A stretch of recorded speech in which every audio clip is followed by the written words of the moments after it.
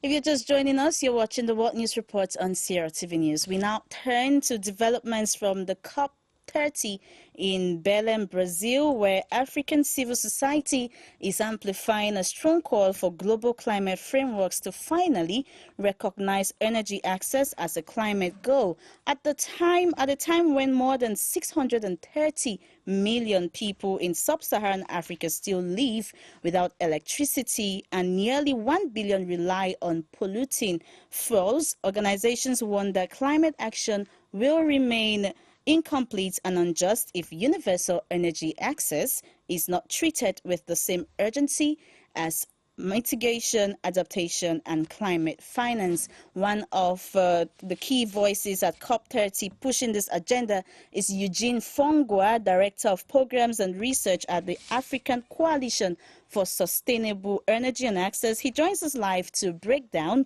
Africa's position and the outcomes of the side event dedicated to discuss. Hello, Eugene, and thanks for talking to us.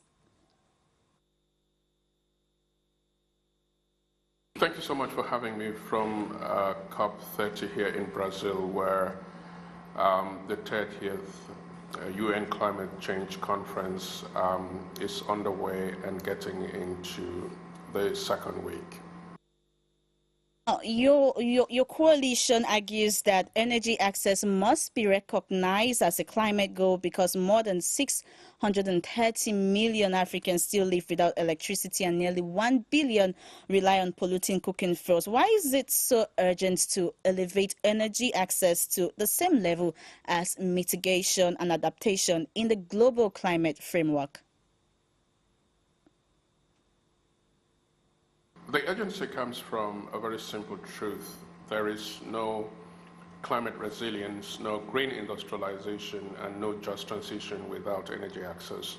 More than 630 million Africans still live without electricity. Nearly 1 billion cook with charcoal, firewood, and kerosene. And that is not just a development statistic. It is a climate emergency.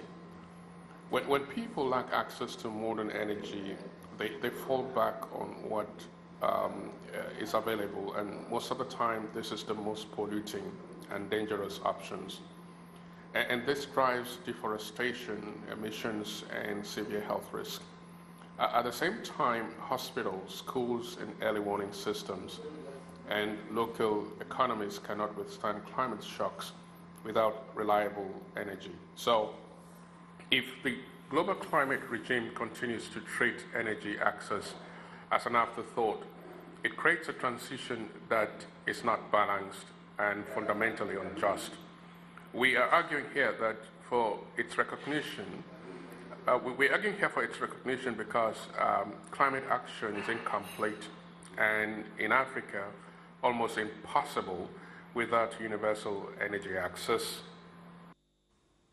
Yes. You also describe it as a moral contradiction that Africa is asked to decarbonize rapidly while its people remain in darkness. What would formal recognition of energy access change in terms of climate finance and justice for African countries?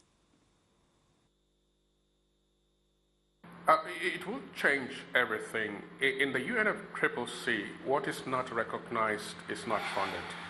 Because energy access is not defined as a climate goal today, it receives little to no climate finance, despite being central to mitigation and adaptation.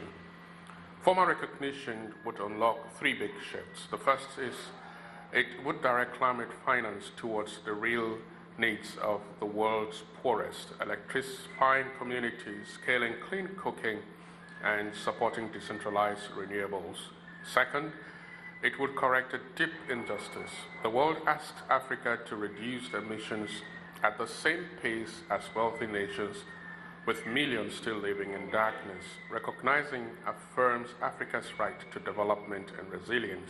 And third, it would embed energy access metrics into the global goal on adaptation and the global stocktake. That means countries will finally be judged and supported based on whether their people have the energy needed to survive climate impacts. In short, recognition would bring money, political legitimacy, and accountability to an issue that has been ignored for decades. Now, the position paper your coalition earlier shared calls for context-appropriate pathways that allow Africa to use all legitimate options, including some use of its natural resources, while expanding renewables. Now, what balance does AXI believe Africa should strike between renewable energy expansion and transitional resources as it pushes for universal access?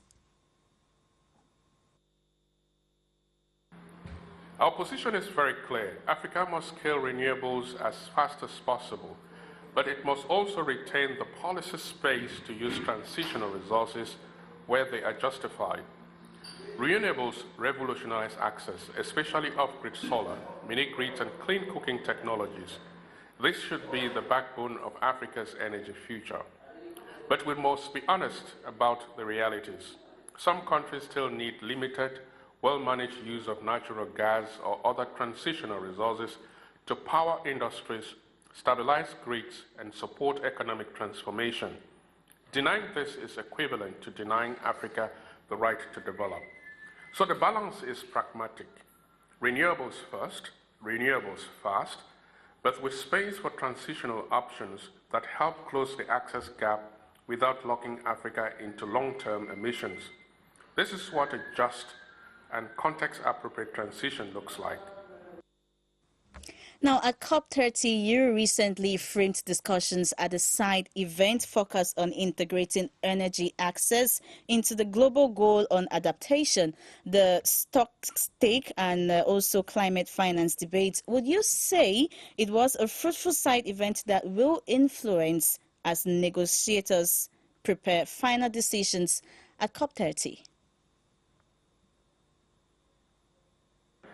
Absolutely. It was both timely and influential. What made it powerful was the unity of message across governments, youth leaders, civil society, and development partners. Everyone agreed that energy access must move from the margin to the center of climate conversation. We framed clear, actionable pathways for integrating energy access into the global goal on adaptation, the new collective quantified goal on climate finance, and the global stocktake. These are the major decisions negotiators are shaping right now. And I can tell you that several delegations, African and non-Africans, indicated that they will carry this message into the final negotiations. The side event helped to crystallize a political momentum. It gave shape and momentum to what could become a major outcome of COP30, the global recognition of energy access as a climate goal. Thank you, Eugene Nforngwa, for your insights, Director of Programs and Research at the African Coalition for Sustainable Energy and Access, reacting all the way from Belém, Brazil. Let's have a breather, and when we come back, our top stories.